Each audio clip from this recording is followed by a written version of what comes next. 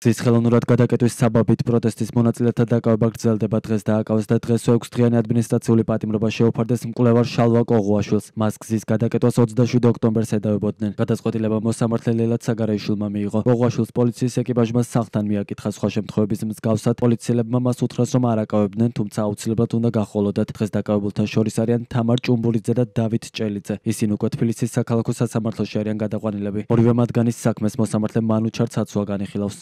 ერთის ბავშვი ყავს სახში, მეგრულ დაბადების დღეა.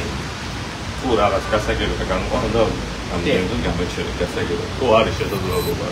ხო, ჩემი ფეთით მოვალ არ არის პრობლემა. ვიცი რაზეც არის, რა სიტუაციაა, არ არის პრობლემა არა მაქვს.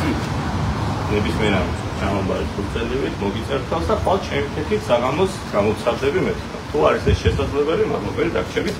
ამ გარემოდან გამომდინარე, თორე სხვა მეტი არაფერი. კარგი, ნახეთ, აი შემოვა ამ მომენტზე არ პრობლემები არაფერი. არა, მე სულაზე განმოყვებით იქ და შემომში ყველანი როგორ კეთილი. კურტკარო ჩამოაგდენა არა? არ არის პრობლემა, ანუ მაგით ყავთ ავტომობილში ვეყოლები, არის განეთ იქნებით, არ შეგძვიდევათ არაფერი. დღეს ადმინისტრაციული პატიმრობის შემდეგ დროებითი მოთავსების იზოლატორი მწერალმა ბექა ქურხულმა გარემოს დაცვითი განათლების სპეციალისტმა ნინო ლაღიძემ და სტუდენტმა დანი მაღრაძემ დატოვეს. ბექა ქურხულს გზის გადაკეტვის საბაბით 8 დღიანი პატიმრობა ჰქონდა შეფარდებული.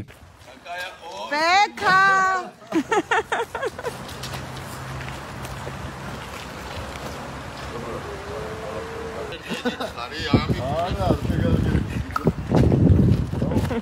ხუთ დღიანი ადმინისტრაციული პატიმრობა ჰქონდა შეფარდებული ნინო ლაღიძესა და დანი მაღრაძეს. ბრალდების მხარე მათაც გზის ხელოვნურად გადაკეტვას ედავებოდა.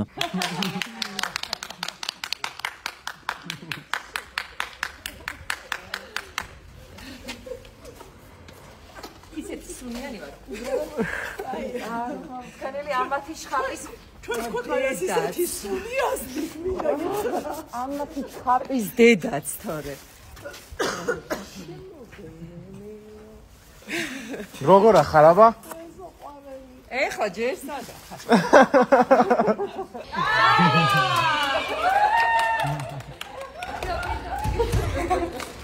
მომენტი, მაგერ სამგარ.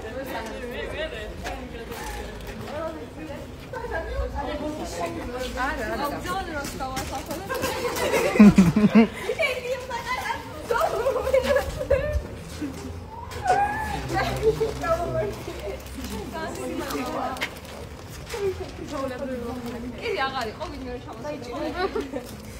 ქართული ოცნების შინაგან საქმეთა სამინისტრომ პროტესტის მონაწილეთა დაკავება ოცნების პარლამენტის მიერ მიღებული რეპრესიული საკანონმდებლო ცვლილებების საფუძველზე 19 ოქტომბრიდან დაიწყო. მიუხედავად ამისა, აქციის მონაწილეები ყოველ საღამოს რუსთაველის გამზირზე გამოსვლას და გზის გადაკეტვას განაგრძობენ.